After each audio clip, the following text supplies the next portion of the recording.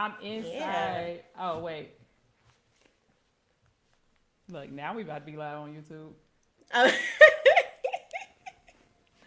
Now we live on YouTube. We live. Hey Okay. YouTube, we Hey. are going live in two different places today. So, and it's just 6:01. So as you guys go ahead and pop on in, we are hosting a career coach chat tonight. Let me check the settings Hey, over y'all. here. I wonder,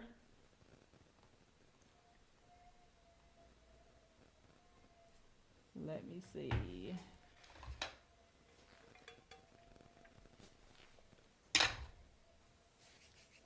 LinkedIn don't want us to be great today. I'm telling you. And we don't have time for this, LinkedIn. Let me see what I can do. Because I have this setting here. And Hmm. if anybody is watching this, thank you so much for being patient with us. It looked like we ain't live on LinkedIn no way, so they good. So I scheduled it, and Riverside says we are live. Okay.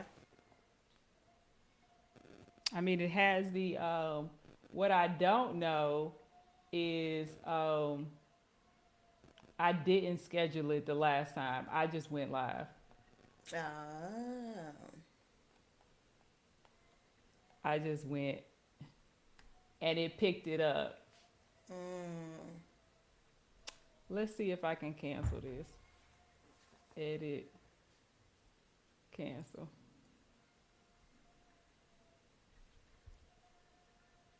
We gotta have a LinkedIn popping. Delete event. I know I've had to do this so many times.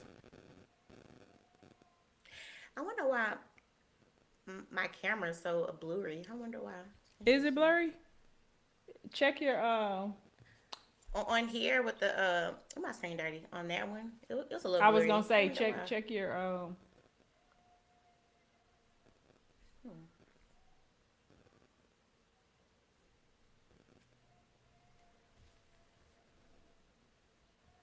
pre-live.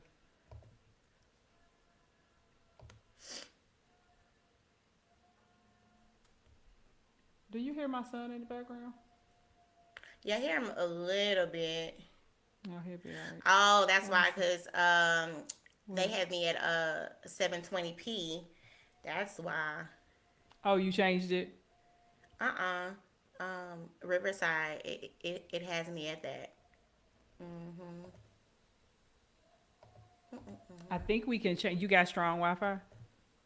Mhm. Okay. Oh,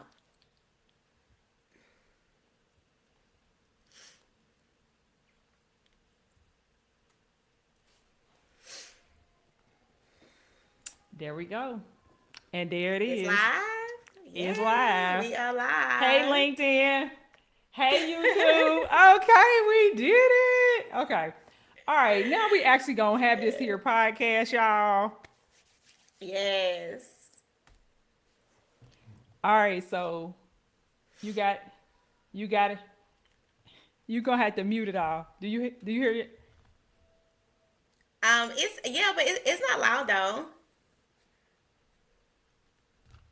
You because I hear myself still talking. So let me see. Can I Oh, turn? I'm a let's see. That's I'm in my muted. pods. Oh, my little. It's there we go. Okay. Okay, now I got both screens up because I think that's what I got to do for comments. Hey, Oh, LinkedIn, be okay, got patient with it. us. We trying something new. Hey, Um, but I just want to. I'm gonna keep the comment thing open because I think unless I invite them to the audience, they're not gonna be able to talk to me unless they are here. okay, cool. So you good? You see us on LinkedIn? I just checked YouTube. I don't see us on I LinkedIn. see the preview. Okay, I see the You preview. They you make me do? hit the go live button too. Okay, So okay, now they cool. now I know they once I can see myself, they both make me hit the go live button, Okay. even though I'm already live. Cause I'm on your, I don't know, LinkedIn. maybe I'm somewhere on my page. Cause I I don't see see you live three on folks. LinkedIn. Oh, you do? Let's Okay, see. cool. I see three folks on LinkedIn. Okay, now we see it. Yes, it's Yeah, live. I it's a see little it. bit of a delay. Okay. Hey y'all! We just did a whole lot of technical pick me up live on the spot, but that's what we're doing. Thank you, thank you, Yes. thank you, everybody, for joining. Today is officially the launch of my podcast, and I'm like doing Whoop, this off the cuff. whoop. I have some episodes ready to drop, and I'm like, I'm getting on tonight with Alicia. Let's do it. So let's talk about the podcast real quick. Usually, what we do on the Smart Career Money Moves podcast is I sit down with experts and trailblazers. We're talking about the ups and downs of careers, finding fulfillment, finding your passion. And some people are trying to do it through, climbing the corporate ladder. Maybe you want to start a business. Maybe you want to launch that side hustle that you've been dreaming about. And in short, my guests, they are sharing the cheat codes to career success and to amplifying your financial situation. So it's Yes. only natural that I pull in some of my career coach friends. I've been trying to figure out how to collaborate with some of the dope people that have been in, that I've, only met in passing in LinkedIn on LinkedIn. So today I have something special to kick off the launch of the podcast. I'm hosting Miss Alicia Perkins. I know you've seen some of her no nonsense LinkedIn posts floating around the streets. She is a career and professional development coach.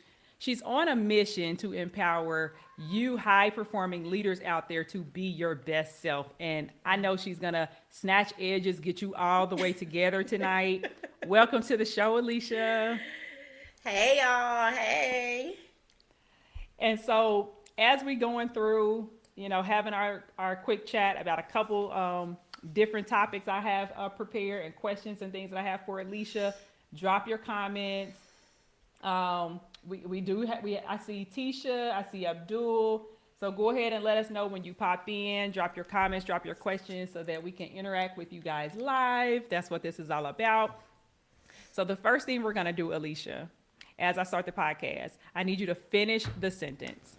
Okay. My smartest career and money move was. When I started speaking up, 100%. Like when I stopped being afraid to ask for what it is, not only that I wanted, but I knew that was mine.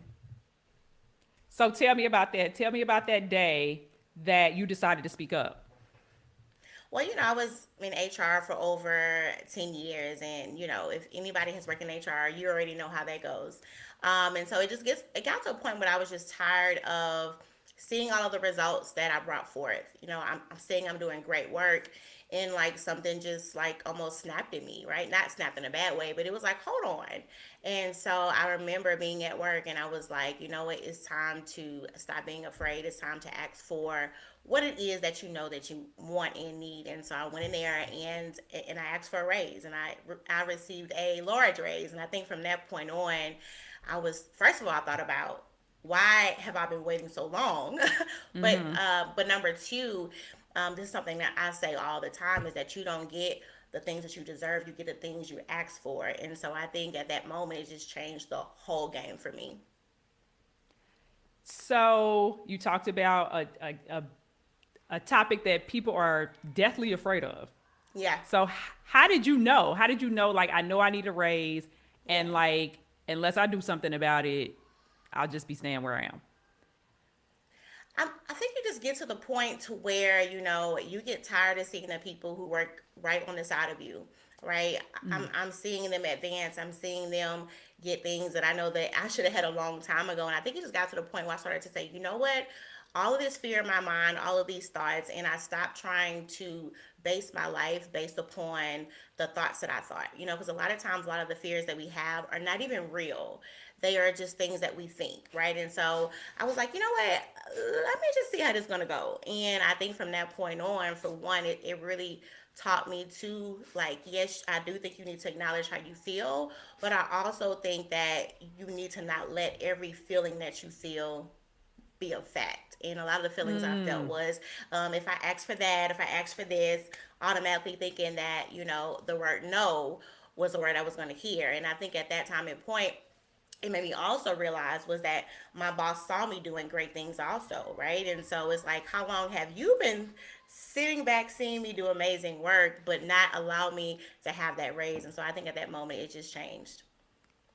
Wow. So one of my favorite podcasters and friend in my head, Miley Teal, that's one of her famous quotes is like, feelings are not facts, right? Yeah, yeah. They are not facts. They're just something that, you know, we don't know what to do with the information. So we're like, I guess it must be truth. Yeah. But so you started in recruiting and there was a feeling that you did turn into a fact though. When did you get that feeling? Take me to that moment where you said, I'm going to exit corporate and I'm going to start my own business, become that career coach and help people do the things that I know I never had. So the crazy thing was, I never had a desire to own my own anything. When I first started this, it definitely was like a side hustle. I'm like, you know what? I have all of these years of experience, and so I was thinking about a way that I was able to make some side cash and use all of the expertise that I had learned over the years. And so I was like, I'm gonna do this as a side hustle. Well, little did I know that, first of all, the expertise that we have is the expertise that so many people need, when it comes to you having to find a job, when it comes, just to having to even know what it looks like to advance in your career. A lot of people don't know, like, what that is, right? And so I did not realize how many people needed the expertise. And then it's like, as soon as I started doing this side hustle, it blew up. I mean, it literally blew up. And so I got to the point I was like, okay, I like this. This shouldn't be a side hustle, right? And so, but I definitely did not start out with the mindset of I'm going to have this great full time thing. Not at all. It's something that just kind of just turned into that. So, What made you take that first client though? Right before you blew up, hmm when you it was just a side hustle for you, like you said something that was very important because a lot of times we have these skills and yeah, we don't think anything of it. So right. when did you realize that like I know how to do something that other people need help with? Well, it wasn't actually me. Okay. Because like I said, I got an itch to have a side hustle done. I had like two other ideas that completely flopped. And so one day, I was talking to my husband, and he said, you probably should do something that you already know how to do. And my first thought was, no, I don't want to do that, because I guess when HR, I had a lot of bad experiences and I started to kind of feel a certain way about it. And so, but I did not realize those emotions came from the environment that I was in and not the expertise that I had. And so he was like, look, he started showing me I had all this experience. And I was like, okay, well, fine. So I really, when I first started out, it wasn't an excitement. It was like, okay, I just need to see if this is going to work. And then it did work. And so I guess from that point on, I started to find myself, excited about it. But that's not how it first started out at all. Okay. Kudos to you for, pushing through that fear, pushing through the unknown. I'm Because telling you. usually we're like the bomb at something. And I'm glad you said that you were really good at it. You didn't really think anything of it. And then it takes your husband, it takes somebody from the outside looking From in the to kind of, outside. yeah, to give you that boost. And a lot of times that's what we do as career coaches, right? Our Absolutely. clients, they already have the stuff most of the time. You know what I mean? They just need somebody, Yes. they need that cheerleader, they need somebody to confirm that, like, no, you got it. So Exactly. tell me about the high performing leaders. Like, where are they struggling? Why are they struggling with showing up as their best selves? I, you know what? And it's funny because when I first started out as a coach, I did not necessarily know that I wanted to coach high performers. It just came throughout me being able to serve. I started realizing like those are the people who had my heart because they reminded me so much of myself. And so when you're talking about a high performer, you're talking about somebody that is going to exceed expectations. This is somebody who's going to go above and beyond, right? And so, but a lot of times with that, it comes with them having to just overwork themselves. It comes with them being in this constant state of feeling like they have to always prove themselves to everybody, and then in return it causes them to really have a low view of themselves. And so that's why these high performers have my heart, because they are always in their head thinking that they don't have enough, but they always have more than enough. And so when I'm having to coach my clients, it's me and them, and I'm helping them to really dig deep and really get past those actual mindset blocks, so they're able to see the value that's there. What's one of your favorite mindset blocks to help people move through? Like what's something that commonly comes up for you and your clients? Um, Kind of like what I just said, like that feeling like I don't have enough, right? And that leads to them feeling like they always got to go back to school, right? Or they always have to Yeah. find some kind of class online to take, right? They're in this rat race to keep adding. And so, one of the things that I help them do is I help them to sit down, and I sit down with them, and we go through all of their achievements, all of their work tasks, everything, and we deep dive into each one of them, and I show them not just the result of it, but I show them how that result, it really helped the overall, right? And so them being able to really deep dive into that skill set, one, it helps them to be able to identify their skill set, because a lot of people know the task they do, but they don't know the skill set they have, which is two separate things. And so, two different things, right? And so, me being able to help them to identify what that skill set is, and also show them how valuable that the actual skill set is, it's a complete shift. Love that. I mean, you're so right. It's weaving in the whole imposter syndrome. You know, Yep. you're the bomb, but you still think, you're not good enough. Um, so thanks for sharing that. I want to get into some of the fire posts that you've put up recently, things that caught my attention. So, Let's do and I it. and I don't have dates here. I don't It's have dates. okay. But just recently, you posted your transformation is in being challenged, not being coddled. And I said, "Ooh, honey, child, baby, tell us about that. What was the inspiration behind that post? Who were you talking to, and what do we need to receive from that message?"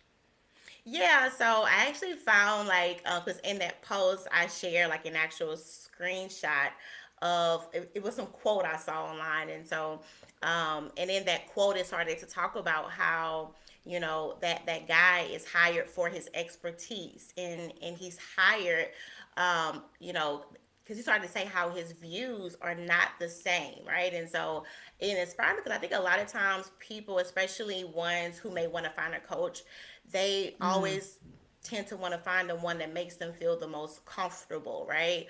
Or they want to find the one that kind of looks like them, but in reality, that's not what you need. It's best to find somebody who doesn't necessarily think like you, because people don't realize what allows you to change is being able to see a whole, like, what is it, like a different side of something, right? And so, you know I myself in my own life have seen it over and over again. The times whenever I was able to do the opposite of the things that I felt, that's when I was able to see true change. And so, I had that post out there because everybody keeps saying they want something else, right? Everybody keeps saying that they have this huge desire to change, but they don't want to hear the things that they should hear. And I tell people the very thing that you want is on the other side of the thing that you don't want to hear. And so, Yeah, it's that comfort zone. It's like it's that people. comfort zone, yeah. I mean, but that is. I still don't really know how to. I just don't understand wanting something.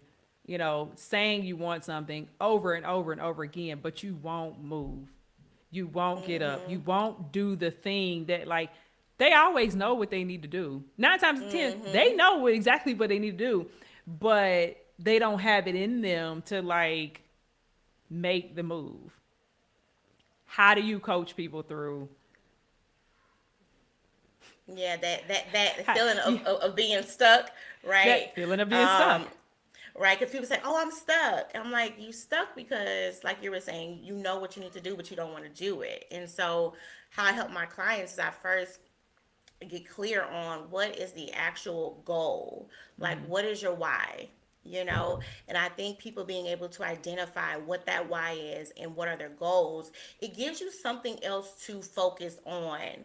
But if there's no why, if there's no other goal, all you see is the fear, right? It's almost like all you see is the excuses as to why that won't work. But once you get your mind on, hey, this is my goal, right? For instance, with a lot of my clients that I work with, I always hear them say that I need to spend more time with my family, right? Because they find themselves in a job where they're having to work all these long hours. And so I tell them, hey, that reason, that goal, that why needs to stay in the forefront of your mind. You know what I'm saying? So when things are getting hard, you can remember I'm doing this for that. And so how I help my clients to really move past that is to help them first to identify what is that goal, and then also, I think it's important for people to know, like, what is it actually costing you, what I'm saying, like, to just stay the same. I don't think people realize what they lose out on when they don't want to make the change. So, Love that. Um, your next post is kind of controversial because uh, the post that's just been flying around the internet, getting millions of likes, and I should have it in front of me. But what is it? Hire for character, train for everything else, or something like oh, that. yeah. But your Yeah, I did say post that. said that the hire for character posts that you keep seeing are garbage. And that's a direct Garbage. quote. Tell me about that. Yeah. Why is it garbage? So, for one, right, okay, for one, I really think on these apps that people don't post stuff to help people. I think they post stuff so they can just get a whole bunch of likes, right? And I think a lot of the advice, especially a lot of the advice around, your job search, things like that, I think people just post what they think other people would love to hear. But it's like I just said, a lot of the change that you want is on the other side of the things that you don't want to hear. And so I think this information is not, it does not prepare people to be able to be successful in the current job space that we're in. The last 3 years, things have completely changed. And so when people just have a desire to hear, oh, you should only hire them, you know what I'm saying, because they're nice and things of that sort, it gives Oh people yeah. a false expectation, as if they really think that they are able to find a job just based on that alone. Now, I'm not saying that that's not important, but you will have to be able to have more than just that. And so I think it can keep people in this slump of them not having a desire to put forth the work, because these days to find a job, it is work. And I think it keeps them in this safe place, and it doesn't really allow them to see the space that we're in and the work that it is going to take. And it was kind of like what I said in the post, right? It's not fair to the other people who have done the work, who have did what they needed to do, right? And for the other person to say, oh, just hire me because I'm a nice person. It just doesn't work. Yeah. It really sets false, just, it's just not real. Yeah. I agree with So that. But it's it's not real. almost a different, because I posted something similar. I think I reposted it last week actually, that companies are Mm, hiring all wrong. But I do think it's two sides of the coin. When they give yeah. that advice that, like, oh, just hire me for my character, you're Hmm. right. From the job seeker perspective, it's like Yeah. there is no free lunch. No, they're not just Right. going to hire you for your character. But I've been in a lot of rooms with hiring managers and on Hmm. interview panels, and there is an aspect to it where they're looking for the wrong things. So it's kind of like, Yeah. you Yeah. know, both sides are in this weird, Yeah. not really dealing with the reality of what's on the ground. Yeah. Because I think you do have to show up, right? You have to know enough about what they need. But Yeah. I do think that sometimes inexperienced managers and inexperienced people on interview panels, they're looking for, exactly what the job description Yeah. says sometimes. And Mm-hmm. it's like, as a hiring manager and as a recruiter, you have to be able to read between the lines, right? You have to be able Right. to judge, can this person figure it out? For Right. me, that's always been my big thing. Like, if I give you a problem, do I think you can like claw your way Yeah. out of this barrel? Okay, because it's gonna Right. be a barrel every day. So thanks for sharing that. Because yeah, I agree Yeah. with you that it might be coddling people. And because the reality is that just even through the interview process, you really can't judge somebody's character. I mean, Yeah, it's impossible, and I think it leaves a lot of room for just biases and all kind of stuff. And so I do think it's important, but I do think at the end of the day, I think the reason why you choose somebody should be based upon the expertise, because if there are certain character traits that you want in mind and it's not even in the job ad, it's almost like you're just trying to sit back and judge who you think is the best fit, which is a whole nother live stream. But yeah, yeah. yeah, it just leaves room for just biases. It does. I have always said that hiring is a feeling, and I mean, what do you think about that? Because it can lead to some biases. I mean, is that just the reality of the whole thing and we just need to accept it? Or what do you think? No, no, That, I think it is because I did hiring for over 10 years, and I always say that people do hire people that they like, and that's just the truth that people don't want to hear. I think the thing it is just like, what is it that they like? You know what I mean? And so, at the end of the day, they need somebody to solve X, Y, and Z. Right. So if you're able to go into the interview and lead with your expertise and show them the value that you have and show them how the skill that you need solves the problem that they have, I think that you should always lead with that. But I mean, it is a very unfair world that we're in, yeah. and I tell people, if there was ever a case that there was somebody who chose to not hire you on something as far as your sex or your age or anything like that, then you dodged a bullet. But So yeah, because they weren't going to yeah. like you anyway. Anyway, with so many clients, they've been afraid to have their face shown on their page, and they're thinking, oh, because I'm afraid that because I'm black, they won't hire me. I'm like, you need to be able to show up as you and show all of you. And so, if they don't hire you because you're black, you probably didn't want to work there in the first place. So, Right, because you're going absolutely. to show up for work. At some point, they're going Right. to find out that you're They black. will have to see you, right? At some point, they're going to find out. You're going to have to show up. And then it's going to be really Exactly. uncomfortable.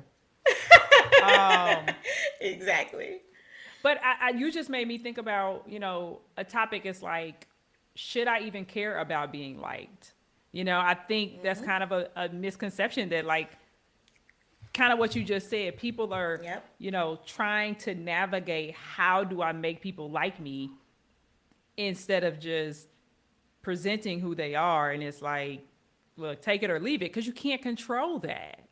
You can. I always say, if you are being authentic, it's gonna ward off opportunities that you are not even aligned with in the first place, right? And so I think it's important for people to just get comfortable with themselves and stop being in this, I have to be that fit for them. Because what happens is, when you find yourself always having to feel like I have to be a whole nother way, you find yourself having to live your whole life, and it's this mask that you're wearing, and now you look back and it's been 10 years and you have built a career that you don't even like, right? Because you find yourself, for one, trying to squeeze into spaces that are too small, probably, and then it's just not being, it's just not seeing the value that you have. Because I tell anybody, anytime you feel like you have to be something else or someone else other than who you are, it's because that you don't feel like you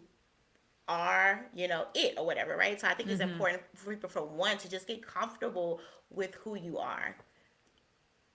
I love that. Um, you just dropping so many gems.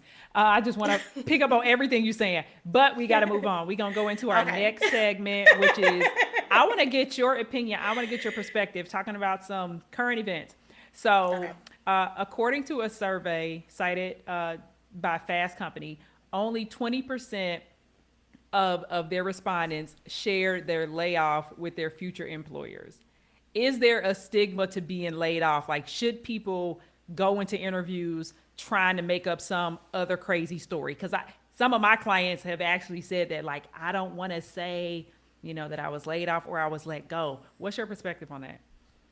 I would say in the last 3 years with COVID, I mean, it's a pretty normal thing. I don't think it's something that you you need to try to create some kind of story or lie about.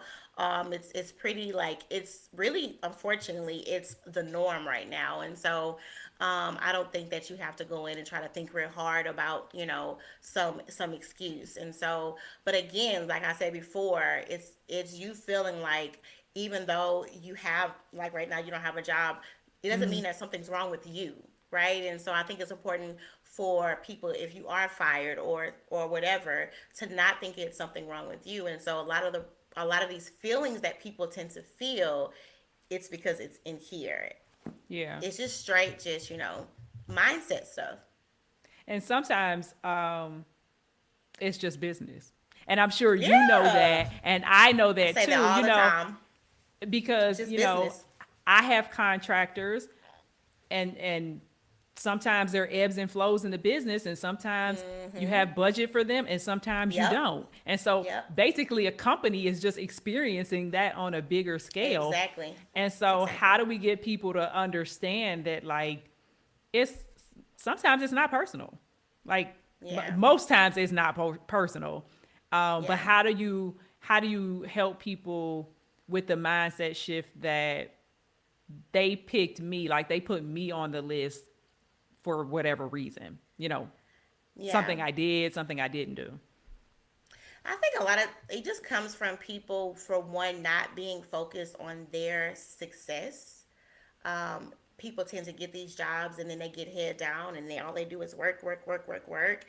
And they're so focused on, their success, right? Or the actual job success, and they don't think about their success. And I tell people, always be more loyal to you. Like, I'm a hard believer. Hey, I believe that if you have a job, you should work hard.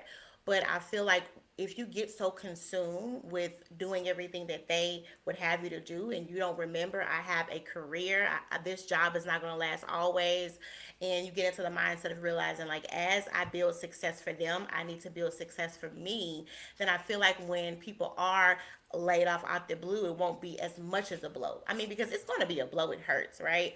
But I think that if people can just get in the habit of just trying to maintain and not feel like the only time that they think about a career is when it's time to look for a job. But I think when people start to get into the habit of always making sure that they're able to create opportunities for themselves, I think it won't be such a blow. And they'll start realizing, hey, even though this has happened, I'm good. In the same way I found this job, I can find me something else as well. So, preparation, That's a Yeah, yeah. Stay ready so you don't have to get ready. Um, basically. so at the end of 2022, there were 360,000 layoffs. Yet 260,000 jobs were created at the same time. What are your predictions for the recession? Like, what will happen with the job market for these high performing leaders? I believe that you'll start seeing a lot more, like, contract positions. You'll start seeing a lot of, like, consultant roles. Because the reality is though a lot of layoffs have happened, the work is still there. So it has to get done. And so a lot of times they will hire on for these certain roles because they don't have to pay as much as they would for that full time spot. And so I tell people, if you do desire a certain job title, a certain role, I think that's great. But also start seeing how you're able to maybe take your expertise yourself and just monetize that. It doesn't take that much to become an actual, what do you call it? Freelancer, right? And I think if people start thinking a little bit outside of the box and stop thinking that having that standard 9 to 5 job is the only way to be successful, I think that alone can open up a lot of doors for them. Right.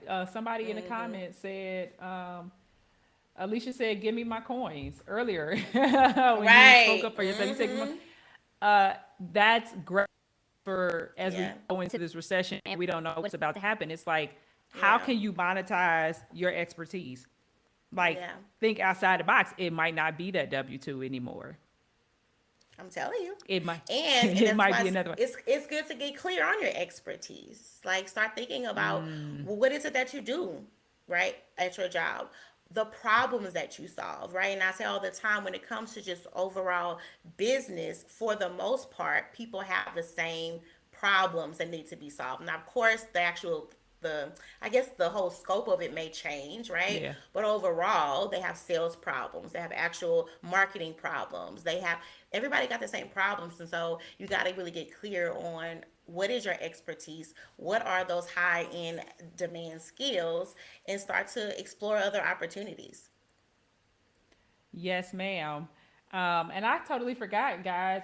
Drop some questions. Let us know if you got anything specific you want us to answer about anything we've said. I said I was gonna drop the link to my podcast. I ain't done that yet. She said If I you ain't done it still, yet. if you still rocking with us, we got some folks. I'm just gonna drop the comment. Yeah, Um, drop o- it. over on LinkedIn so that you guys, because today is a special feature if you're just joining. I'm hanging out with one of my fellow career coaches. So she'll be a special feature in the podcast. But if you want to go ahead and listen to my episode, I did my own episode about my smart career money move. Um, and that's what Yes. all of my podcast guests will be talking about. So I wanted to go ahead and drop that link. But I got one more semi-controversial question for you, Alicia, Okay. because it is Women's History Month. Do you believe that gender equity and pay equity is that achievable? Like, is it one of those buzzy topics that people are just posting on LinkedIn for likes? Like, is it real? I have mixed feelings about this, right? Okay. Because I do believe that, especially in like um, corporate, trying to be careful how I say this. I do believe that there is an actual system, right? As if there is a system in all kind of parts of life. And so I do not think that when that actual system was made, I do not feel like that we, whether you're black or you are a woman, or just or of any other race, I feel like that it wasn't that we were not in mind, right? And so I feel like, do I think that the actual system can be changed?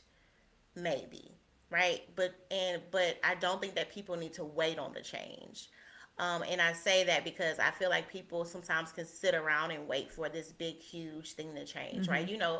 Over the last 3 years with COVID, right, and just with on the news, and you're seeing, us being killed it's just a lot, right? And so though a whole lot of, I guess, fuss has happened, and you've seen all kind of new groups get started, when you sit back and really think about, has anything changed? Has anything changed? And so I think right now there is some noise, right? But I can't truly say that I've seen change. And I think it's kind of the same way with this, not you wanting to sit back and wait for that to happen, but it's important for you, especially when you're looking for a job, to go and find spaces where they want you at. And I tell people, because I do know that there are people out there who fight for our rights, and I thank God for them. But this is my opinion. I'm not gonna bust down any door, right? That's just me, right? But I feel like what I'm gonna do is walk in those doors that are open for me. And so I really think it just depends on you and like the fight that you have on the inside of you. But as far as if I think this stuff means something, I want to say yes, and then I want to say no. But I feel like, when it comes to us having equal pay, I feel like every time you speak up for yourself, every time you Mm-hmm. ask for a raise, every time you know how much that actual skill set is worth, and you almost not force them to have you pay, but when you stand up for yourself, you allow the other person who will come, right, to Mm-hmm. also have that same right too. So I kind of have mixed feelings about that. So I agree with you. It's just a different way of fighting. And right, exactly. I'm 100% aligned with you. I'm not going to be out marching because I Yeah. there's a more productive way for me to use my time. And like you, Yeah. I'd rather fight by, making a pathway for somebody else to know that it's Yeah. possible and to be able to come in. Cause it's like, we all have Starting our your own, business. Right. yeah, we all have our different contributions. It's like, as long as you're Yeah. contributing in your own way. Yeah. Um, but I agree with you. Sometimes, with all these different topics, it's like, the system is not going to change. What are you going to do? Because your Right. problem is still there. Right. No, it Whether or not the is. system changes, it ain't going to change in your lifetime. And you still going to have this problem. So you got to figure out how to navigate it. I agree with that Yeah, 100%. and it's important for you to find out what's the part you play, right? Because I do think those people who march and things like that, they have a part. Like even with these particular videos, we would have never known about this stuff happening Yeah. if they didn't make a huge, I don't want to say fuss about it, but you know what I mean. If it Yeah. wasn't so loud, you know what I mean. And so I do think that they have a part to play, and so I think you got to decide what part do you want to play. So Yeah. Yeah, so when we started the episode, if you're just here, just joining us live, Alicia shared with us that her smartest career money move was speaking up for herself. And so, what do you have to say? First, share with us the results that you've seen and how you've seen your life flourish through speaking up for yourself. And then, what do you say to someone who's struggling with that? yeah, so for one, being able to advocate for yourself, it'll open up doors you thought were closed.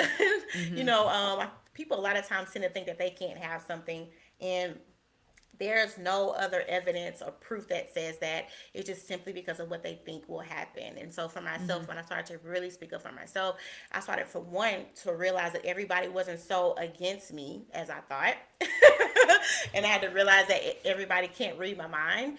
And it changed my life, not just on my job, but in my marriage, with my friends, things of that sort. Because I tell people, how you are at work is not how you are at work, it's how you are. And so when you start to really have a habit of advocating for yourself, you'll do it in every area of your life. Like I tell my clients all the time, if it scares you to ask for hot fries, if you're like, no, these fries are kind of cold, I don't know, I'm not sure. I'm like, if you can't ask for hot fries, then a raise. Do you think that you're going to ask for a raise? Right? So it's important for you to start small. And so when you do have to ask for a raise, or if there's something happening at work, and you find yourself having to say something, it won't be a scary thing, because you being able to advocate for yourself is something that you do in everyday life. And so I think it's about people being able to build habits. And then the advice that I would give somebody is that if you are scared to speak up for yourself, ask yourself, what is it going to actually cost me to not say something? And I think that's really important, because that fear comes from you are more concerned about what the other side is going to say, think, or feel, and you have ignored your expectations and needs. So I think that when you start to kind of shift the focus back on you and say, hey, if I don't advocate for myself in this area, what does that mean for me? I think that that's going to help a lot too, because eggs, bread, milk, gas is expensive. So when you start realizing, wait a minute, I need to ask for this raise, right? Because it's not about me, it's about me being able to provide for my family. Yeah, that's And going to help you and a lot. and hanging around with people like me and Alicia, we can help you understand that from a business perspective, no one's going to just dish out money. right? Right, exactly, No one's exactly. gonna just dish out money. So if you have accepted what they're putting in front of you, they're gonna continue to write that same check amount until they're forced to do something else. And sometimes that Exactly. force is you. Right, exactly. And I tell people, when you do accept a job offer and you're not happy with that offer, right? Because I do know that there are times in life where you're in straight survival mode. Like Alicia, I got kids to take care of, right? So you may accept the role that you're not happy with, right? But you got to know what was the mindset when you accepted that role. Was the mindset of, okay, I'm going to get this job so I can look for something better and I won't be as stressed out? Or is the mindset of, hey, I'm going to make sure in the next 6 months I'll look back and see the results that I brought forth in this position and see if I can ask for a raise. But don't accept an amount and then turn around and complain about the amount that you accepted. That doesn't make any sense. You know what I mean? So I think it's Right. important for people to realize when it comes to you accepting a job offer, you have a choice. You do. Thank you for giving people that license to make that decision. Me Yeah. and Alicia could go on and on and on all day, y'all. You already know, okay? They Jules says she loves the hot fries analogy. I do too. Yeah, it's like being afraid to send your food Yeah. back when the order is wrong. No, it's And I'm like like, send it back. you pay for the food. You pay for It need to it. be right. um, but Alicia, where can we find you? Where can we support you? How can we join your communities?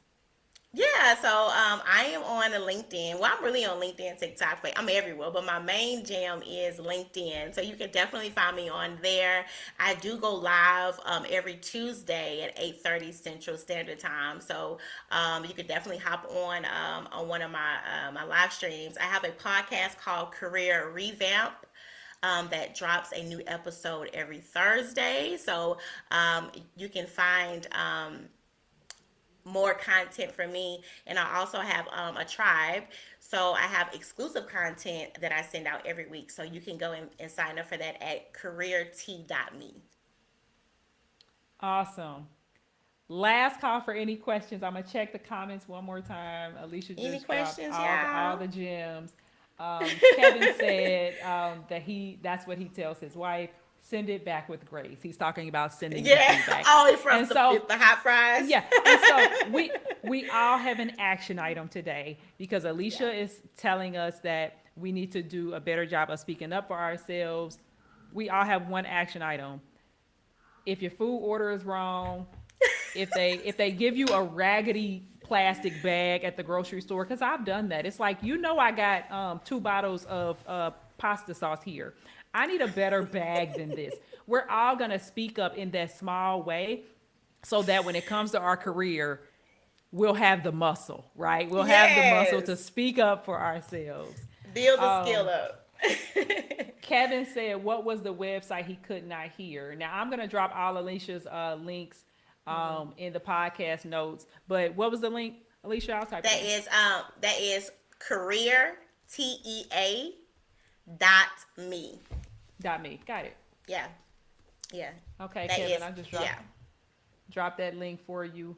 And we don't have any questions. It seems like we got a nice little crowd. They just want to hear us kiki, and that's cool because that's kind of what I That's wanted with cool. this. We love doing I that. wanted, yeah, I Yeah. wanted people to kind of get a behind the scenes look at when two career coaches get together. So if you guys don't have any other questions, thank you so much, Alicia. It was You're so much welcome. fun. Yes, ma'am. Awesome.